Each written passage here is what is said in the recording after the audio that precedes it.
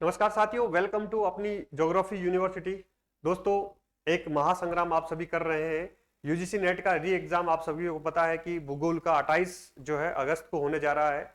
मात्र 15 दिन बचे हैं। इस 15 दिन में कैसे एक सटीक रणनीति के साथ, कैसे स्मार्ट स्टडी के साथ, कैसे बिना प्रेशर के कुछ कीवर्ड्स के साथ, कुछ की पॉइंट्स के साथ हम बेहतर अपना प्रदर्शन कर सके, परफॉर्मेंस ला सके, अपना आउटपुट ला सके पूरी मेहनत और पूरी ताकत के साथ।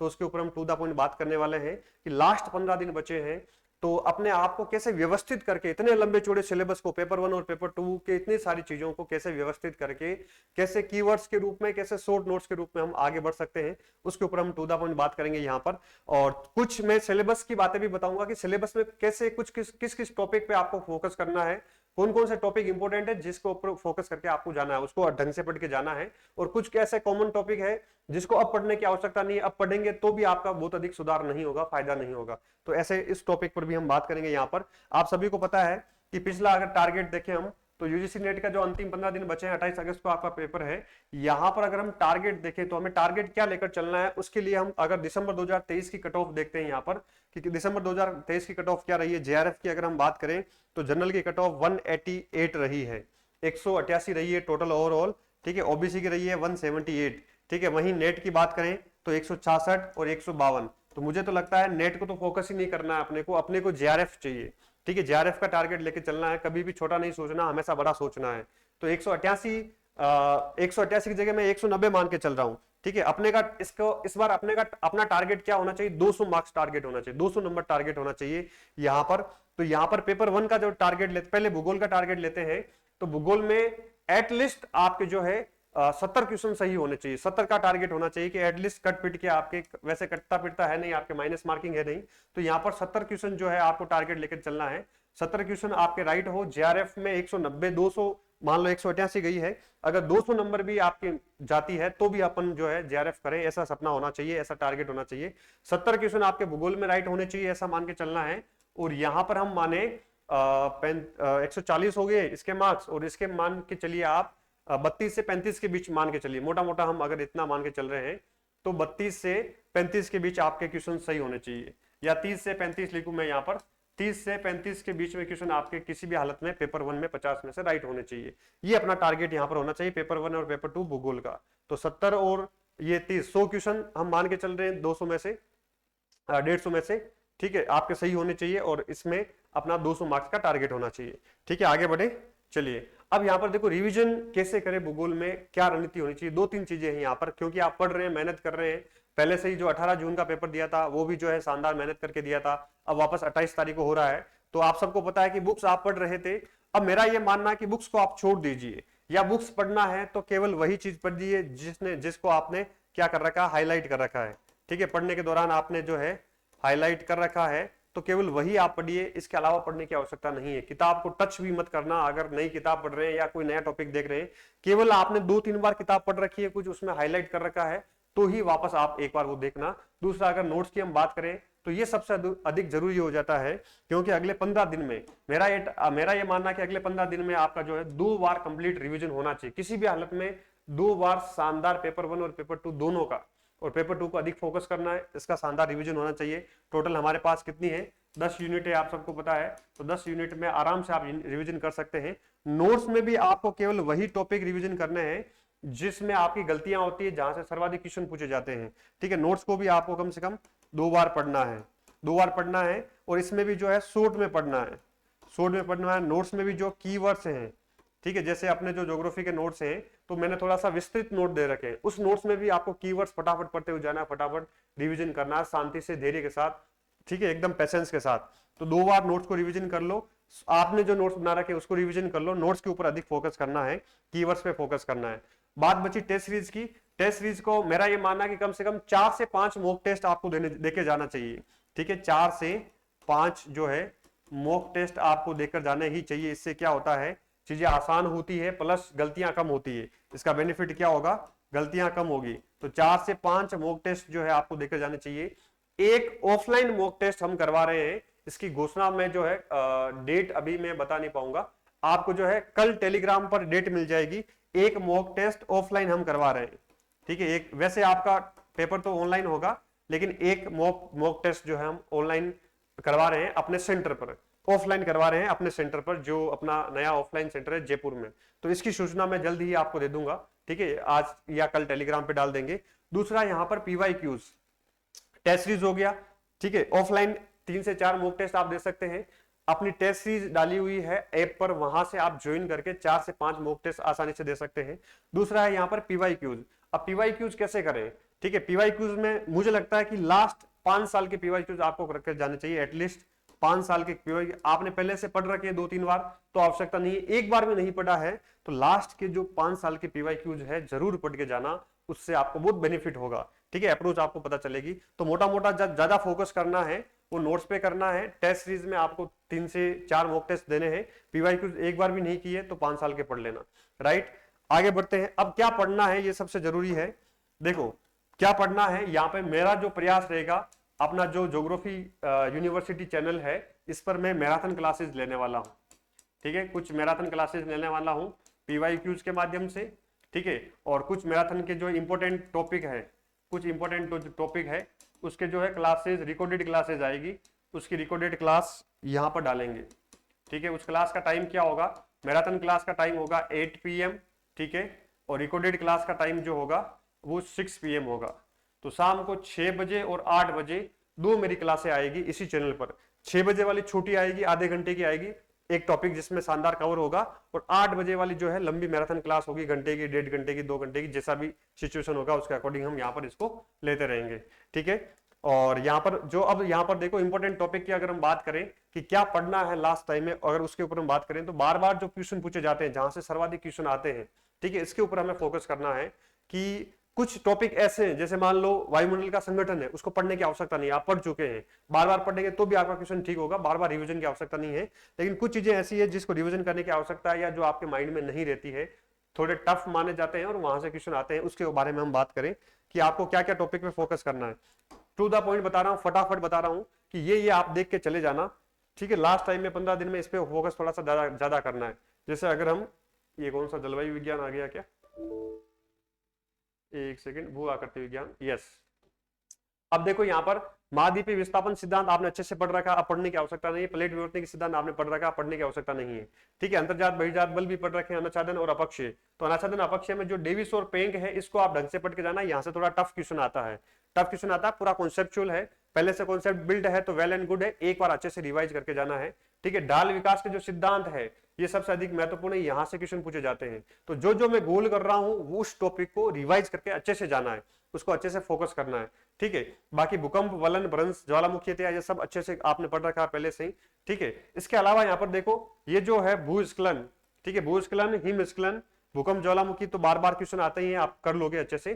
तो भूस्खलन और हिमस्खलन ये अच्छे से आप देख लेना, डेविस पेंक देख लेना, और ढाल विकास जो है उसके तत्व में क्या है और इसके सिद्धांत क्या है ये अच्छे से देख लेना। जियोमॉर्फोलॉजी में बहुत ज्यादा आपको जो है भटकने की आवश्यकता नहीं है, अच्छे से कर लोगे, ठीक है। इसके बाद में जो है पृथ्वी का थोड़ा सा उष्मा बजट देख लेना, ठीक है, और वायु राशियां देख लेना। वायु राशियों से टफ क्वेश्चन बनता है, गलत होता है हर बार। वातावरण की विशेषता भी देख लेना, और चक्रवात में जो है चक्रवात तो कर दोगे आप, कोई दिक्कत नहीं है।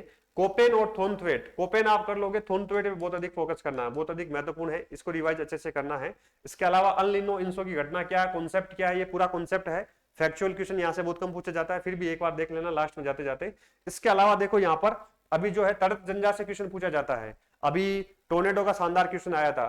तो तड़ित जंजा, टोर्नेडो, ओलावृष्टि, हीट वेव, सूखा और बादल फटना, ग्लेशियल GLOF, इस GLOF से अभी 18 अगस्त वाले पेपर में शानदार क्वेश्चन आए थे।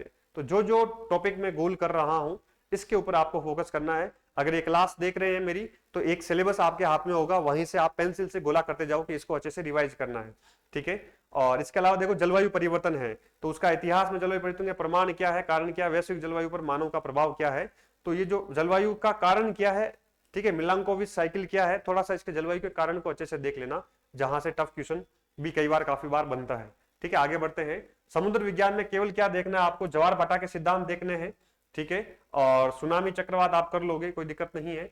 और तापमान, घनत्व, लवणता हो जाएगी। उच्चावच को एक बार देख लेना, उच्चावच में कई बार कंफ्यूजन हो जाता है, फैक्चुअल क्वेश्चन भी आ जाता है यहाँ पर, ठीक है, कि कौन सा गर्त है, कहां पर है, कौन सा जो है कटक कहां पर है, वो देख लेना। धाराएं आप कर लोगे, तापमान, घनत्व, लवणता हो जाएगी, समुद्र स्थल में परिवर्तन। ठीक है, बाकी बस 2 टॉपिक है, इसको फटाफट आधे घंटे भर में समाप्त कर देना। ठीक है, उसके बाद में चलते हैं एनवायरमेंट। अब देखो एनवायरमेंट में क्या है यहाँ पर कि जो भू जैव रसायन चक्र है, ठीक है, इससे कार्बन नाइट्रोजन चक्र है, इससे क्वेश्चन पूछा जाता है, गलतियां होती है। पारिस्थितिक पिरामिड से हर बार क्वेश्चन पूछा जाता है, यहां से गलतियां होती है, तो इसको कंफ्यूजन को दूर करना है। सीधा कौन सा होगा, उल्टा कौन सा होगा, वो सारा देख लेना। बाकी जो है यहाँ पर मानव पारिस्थितिकी हो गया, वो तो हो जाएगा साथ में। वो मैंने कुछ एकाधिक फैक्चुअल क्वेश्चन यहाँ पर बनता है तो देख लेना। डीप इकोलॉजी क्या है, सेलो इकोलॉजी क्या है, ठीक है, कुछ चीजें आप अच्छे से इसमें देख लेना। उसके बाद में आगे बढ़ते हैं, और ये देखो डीप इकोलॉजी, गहन इकोलॉजी क्या है, इसको मैं करवाऊंगा कल। आप उसमें क्लास को जरूर ऑनलाइन देखिएगा। थोड़ा मैं फास्ट चल रहा हूँ क्योंकि लंबा सिलेबस है। ग्लोबल तापन, उष्मा हीट बजट, इससे भी बनता है। ग्लोबल वार्मिंग से क्वेश्चन बनता है। प्रदूषण के कानून कब कब कैसे कैसे बने, इसको अच्छे से आप देख लेना। ठीक है, कानूनी ढांचा क्या, पर्यावरणीय नीतियां क्या है, कौन से कार्यक्रम कब हुए, कौन सा प्रोटोकॉल कब बना। ठीक है, थोड़ा सा ये फैक्चुअल है, इसको आप अच्छे से देख लेना। ठीक है, बाकी तो ये हो जाएगा। बटलैंड आयोग, क्योटो प्रोटोकॉल, एजेंडा 21, ये सारे इंपोर्टेंट है। ये जो नीचे वाला है ना, ये सारे इंपोर्टेंट है। यहाँ से इस टॉपिक को पूरे को कवर करके अच्छे से जाना है। शानदार क्वेश्चन यहाँ पर बनता है, फैक्चुअल भी है, और थोड़ा सा पहले से याद किया हो तो ठीक ठाक कंडीशन में हो जाएगा। इसके अलावा देखो पॉपुलेशन में क्या है, यहाँ पर फैक्ट है। ठीक है, फैक्ट है, तो पॉपुलेशन के डाटा जो है अपडेटेड मैं आपको दूंगा टेलीग्राम चैनल पर, 1-2 दिन में मैं डलवा दूंगा। ठीक है, टेलीग्राम चैनल जो है ज्योग्राफी यूनिवर्सिटी सूरत सर, वहां पर जो पॉपुलेशन के अपडेटेड डाटा है, जो मैंने जो है ऑथेंटिक सोर्स से, यूनेको साइट से लेकर डाले हैं, उसकी एक शानदार पीडीएफ आपको मिल जाएगी। उसको रिवाइज करके अच्छे से चले जाना। उसके बाद में देखो वितरण वगैरह, ये पहले का ही पुराना सिस्टम है, ये जो है पहले से आपने तैयार कर रखा है, उसी से होगा जो। और डेमोग्राफिक ट्रांजिशन मॉडल है, ये इंपॉर्टेंट है, आसान है, आप अच्छे से कर लोगे, इसको आप देख लेना। प्लस जनसंख्या वृद्धि के सिद्धांत क्या है, इनको अच्छे से आप देखना। मोल्टर, सेडलर और रिकार्डो, इन तीनों को देखना। 100% एक क्वेश्चन यहाँ से बनेगा। ठीक है, इसके अलावा ये डाटा है, जन्म दर, मृत्यु दर को आप देख लेना। प्रवास के सिद्धांत को जरूर देख के जाना। प्रवास के प्रकार, कारण और परिणाम को आसानी से हम कर लेते हैं, लेकिन सिद्धांतों में मामला गड़बड़ हो जाता है, इसको अच्छे से आप देख लेना। और बाकी ये सारे फैक्चुअल डाटा ही होंगे इसमें, और बस यही है, इन चीजों को कुछ इसमें आप देख लेना पॉपुलेशन वाले में, राइट। इसके बाद में है अधिवास भूगोल। ठीक है, यहाँ के जो सिद्धांत है, Gordon Childe, Henry Pirenne, Lewis Mumford, ठीक है, ये जो सिद्धांत है, उत्पत्ति के सिद्धांत, नगरों की उत्पत्ति के सिद्धांत, इसको आप अच्छे से एक बार कवर करते हुए जाना। और बाकी किस्टोलर की थ्योरीज वगैरह देख लेना आप। नगरीय तंत्र, ये केंद्र स्थल सिद्धांत, यहाँ से लोस और किस्टोलर से हमेशा एक क्वेश्चन आता ही आता है, हर बार आता है, इस बार भी आएगा। और नगरीगण की पर्वतीय नगरों का आकार, ये बाकी चीजें आप पहले ही पढ़ चुके हैं। ठीक है, एक बार पढ़ चुके हैं तो वहां से कॉमन सेंस वाला क्वेश्चन बनेगा, उसको आप अच्छे से कर ही लोगे, कोई दिक्कत नहीं है। नगरों की आंतरिक संरचना के रिगार्डिंग जो है, जो सिद्धांत है, होमर होयट का सिद्धांत है, ठीक है, बर्गेस का, उलमैन का सिद्धांत है, वो एक बार आप अच्छे से देख लेना, वहां से भी क्वेश्चन हर बार बनता है। कोटि आकार नियम देख लेना, प्राइमेट सिटी देख लेना। तो ये जो नीचे वाले टॉपिक है, ये बहुत अधिक महत्वपूर्ण है। ठीक है, इसको अच्छे से आप देख लेना। बाकी ऊपर वाले जो है, यहाँ से समसामयिक क्वेश्चन भी बनते हैं, लेकिन कर लोगे, आपको कॉमन सेंस वाला है, वहां पे आसानी से आपके कवर हो जाएगा। ठीक है, उसके बाद में ये चीजें नीचे वाला पूरा देख लेना। प्राइमेट सिटी, कोटि आकार नियम, ठीक है, रैंक साइज रूल, किस्टोलर और लॉस का सिद्धांत, और नगरों की आंतरिक संरचना के सिद्धांत। ठीक है, ये अपने अधिवास भूगोल में महत्वपूर्ण है। उसके बाद में आगे बढ़ते हैं, ये आई गया बर्गेस, हैरिस और उलमैन का थ्योरेट का सिद्धांत, इसको अच्छे से देख लेना। मेगा सिटी, वैश्विक शहर, सिटीज एज सिटी क्या है, छोटे छोटे कॉन्सेप्ट है, 5 मिनट लगेगी, इसको भी आप एक बार देख लेना। ठीक है, बाकी ग्रामीण, शहरी, उपान, नगरीय वलय, सैटेलाइट टाउन, ये सब छोटे छोटे कॉन्सेप्ट है, इस सब को देख लेना, क्योंकि यहाँ से क्वेश्चन बनता है। ठीक है, बाकी नीचे वाले की आवश्यकता नहीं है, ये नीचे वाला पढ़ के जाओ तो भी ठीक है, नहीं तो जो है कॉमन सेंस क्वेश्चन हो जाएगा। ठीक है, ये जो 3 टॉपिक है, इनको अच्छे से आप देख के जाना, बहुत महत्वपूर्ण है। ठीक है, आगे बढ़ते हैं। उसके बाद में है आर्थिक भूगोल। आर्थिक भूगोल में देखो बहुत ज्यादा करने की आवश्यकता नहीं है, केवल जो है आपको प्राकृतिक संसाधन और वैश्विक ऊर्जा संकट, इसमें देखो केवल जो पढ़ने योग्य है प्राकृतिक संसाधनों का जो वितरण है, कि प्राकृतिक संसाधन कहाँ कहाँ कैसे कैसे पाया जाता है, लोहा कहाँ है, कोयला कहाँ है, पेट्रोलियम कहाँ है, इसके मेन सिटीज कौन कौन सी है, कौन कौन सी जगह है, वो आप एक बार अच्छे से देख लेना। बाकी जो इकोनॉमिक ज्योग्राफी में आप कर लोगे, पहले की पढ़ी हुई तैयारी काम आ जाएगी। बहुत ज्यादा फैक्चुअल जो टॉपिक है उसको एक बार अच्छे से रिवाइज कर लेना। ठीक है, इसके बाद में आता है कृषि भूगोल। कृषि भूगोल में देखो छोटे छोटे कॉन्सेप्ट है, वीवर, डोई, रफीउल्ला, यहाँ से खतरनाक वाले क्वेश्चन आते हैं। खतरनाक वाले मतलब है टफ क्वेश्चन आते हैं थोड़े से। तो जो ये है ना सिद्धांत, एक तो वोन थुनेन का मॉडल है, ठीक है, इसने तो आपने 50 बार पढ़ भी रखा होगा, अच्छे से कर भी रखा होगा, फिर भी एक बार अच्छे से रिवाइज कर लेना, क्वेश्चन 100% आएगा, गलत नहीं होना चाहिए, राइट। इसके अलावा देखो फसल विविधीकरण, संयोजन, प्रारूप, है ना, ये छोटे छोटे कॉन्सेप्ट है कि वीवर ने क्या कहा, डोई ने क्या कहा, रफीउल्ला ने क्या कहा, जसवीर सिंह ने क्या कहा, ठीक है, ये अच्छे से आप देख लेना, बहुत महत्वपूर्ण है। कृषि उत्पादकता के माप, एक ये टॉपिक बहुत महत्वपूर्ण है, ठीक है। कृषि उत्पादकता के माप, किसने किसने कौन कौन से माप दिए, उनके क्या क्या नाम है, कौन कौन सी विधियां हैं, केवल विधियां और देने वाला नाम जो है वो अच्छे से आपको याद करना है, बाकी जो है आसानी से हो जाएगा। विश्व की कृषि प्रणाली पढ़ने की आवश्यकता नहीं है। तो ये टॉपिक और ये छोटे छोटे टॉपिक है, इनको अच्छे से आप जरूर देखिएगा, क्योंकि ये एग्रीकल्चर ज्योग्राफी में जो है हाथ पांव फुला देते हैं जब क्वेश्चन टफ आता है, कभी कभार घुमा फिरा के आता है, नेट में अच्छे लेवल का क्वेश्चन पूछा जाता है, राइट। उसके बाद में देखो क्या है, उसके बाद में औद्योगिक भूगोल है, तो इन दोनों को पढ़ने की आवश्यकता नहीं है। औद्योगिक अवस्थिति के सिद्धांत, वेबर, हुवर, लॉ, स्प्रेड, स्मिथ, इनको अच्छे से करके जाना है, यही टॉपिक इसमें पूरा करने योग्य है। विश्व के औद्योगिक प्रदेश फैक्चुअल है, लेकिन यहां से अगर पहले आपने ढंग की आपकी वर्ल्ड मैपिंग है तो पढ़ने की आवश्यकता नहीं है। वर्ल्ड मैपिंग ढंग की नहीं है और याद नहीं है कुछ, विश्व के औद्योगिक प्रदेश कहां कहां कैसे कैसे पाए जाते हैं, प्रमुख उद्योग और उसका जो केंद्र है उसको मिलान करने वाले क्वेश्चन हर बार बनते हैं, तो ये भी इंपॉर्टेंट है, अच्छे से इसको कर लेना।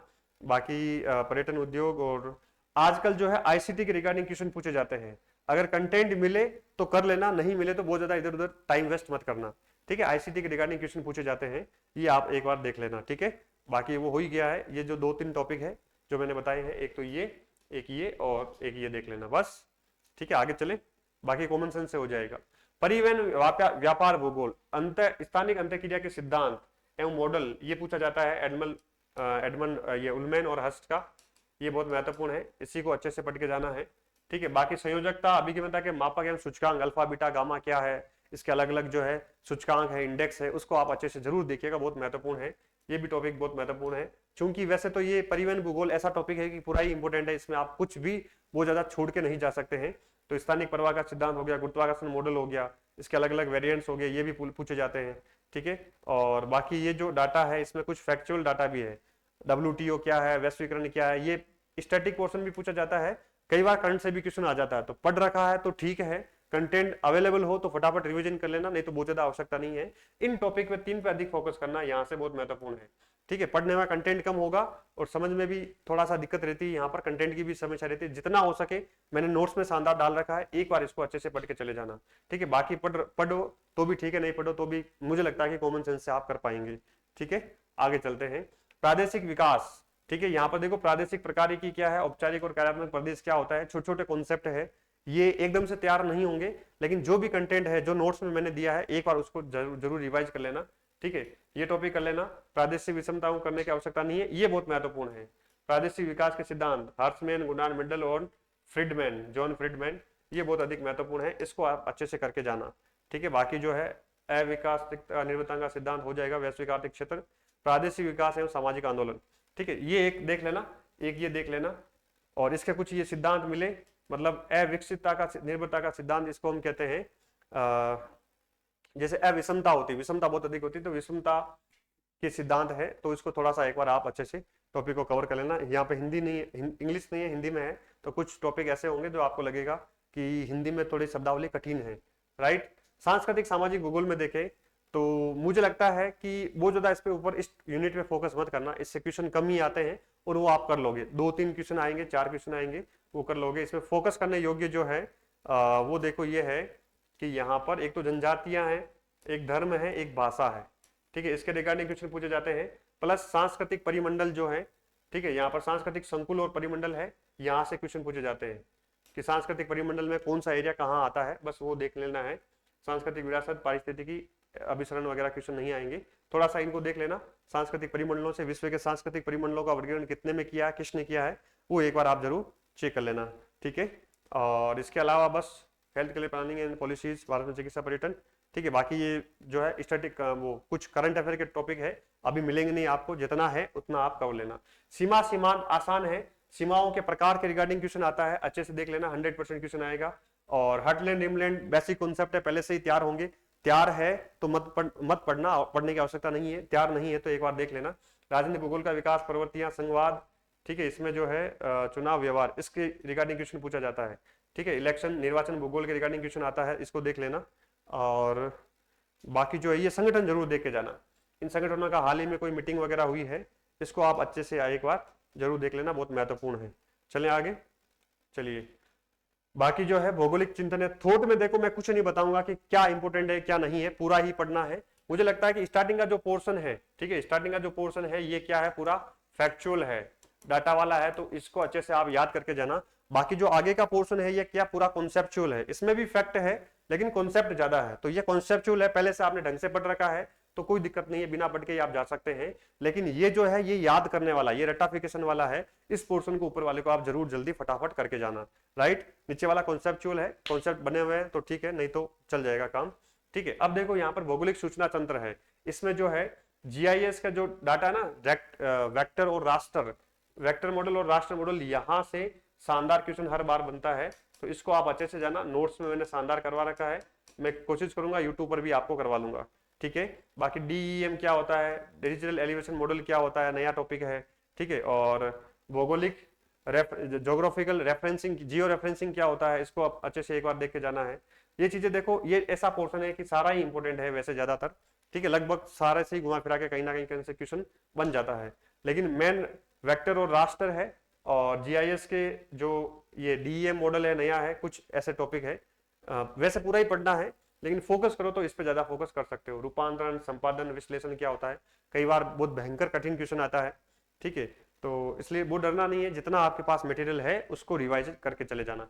रिमोट सेंसिंग में देखो, यहाँ पर विद्युत चुंबकीय जो स्पेक्ट्रम है, यहाँ से क्वेश्चन आता है, सेंसर से क्वेश्चन आता है, प्लेटफॉर्म पूछे जाते हैं, ठीक है, ये यहाँ से क्वेश्चन अधिक रिमोट सेंसिंग में क्वेश्चन बनता है। बाकी फोटोग्राफी के भी क्वेश्चन आते हैं, ठीक है, फोटोग्राफी को देख लेना, फोटोग्रामेट्री क्या होती है, इसके कितने रूप है, क्या है, इसको अच्छे से आप देखे जाना, ठीक है। वायु फोटोग्राफी के प्रकार देखो तो ठीक है, नहीं तो काम चल जाएगा। अंकीय बीम प्रतिरूपण, डिजिटल जो है फोटोग्राफी है, इसको भी एक बार देख लेना।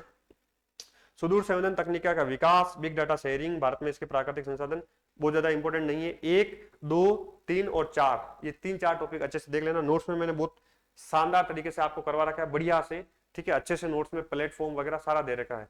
जीपीएस, किस किस जीपीएस का क्या क्या नाम है और जीपीएस का मेन सिस्टम क्या है, मेरे हिसाब से ये छोटा सा टॉपिक है, मात्र 10-15 मिनट में पहले से पढ़ रखा है, तो आप रिवीजन आसानी से कर सकते हैं, ठीक है। बाकी मानचित्र कला है, इसमें पूरा ही पढ़ना है, कुछ नहीं छोड़ना है, ठीक है। इनके रिगार्डिंग भी क्वेश्चन आता है, मेन जो क्वेश्चन आता है वो यहाँ से आता है, ठीक है, यहाँ से आता है। मानचित्र निर्माण की जो विधियां हैं, कोरोक्रोमेटिक है, डॉट मेथड है, ठीक है, आइसोप्लेथ है, कोरोप्लेथ है, ठीक है, यहाँ से 100% क्वेश्चन आता है, बहुत अधिक महत्वपूर्ण है, इसको अच्छे से आप करके जाइएगा, ठीक है। ये इतना अधिक महत्वपूर्ण नहीं है लेकिन ये बहुत अधिक महत्वपूर्ण है कार्टोग्राफी में। अब आता है स्टैटिस्टिक्स, ठीक है। स्टैटिस्टिक्स में जो है यहाँ पर देखो, प्रिंसिपल कंपोनेंट एनालिसिस, ये अभी पिछली बार एग्जाम में पूछा गया था, महत्वपूर्ण है। और बाकी छोटा छोटा देखो, छोटे छोटे टॉपिक है, इसमें फिक्स नहीं है कि किससे क्वेश्चन आता है, लगभग हर बार किसी ना किसी को टच कर लेते हैं।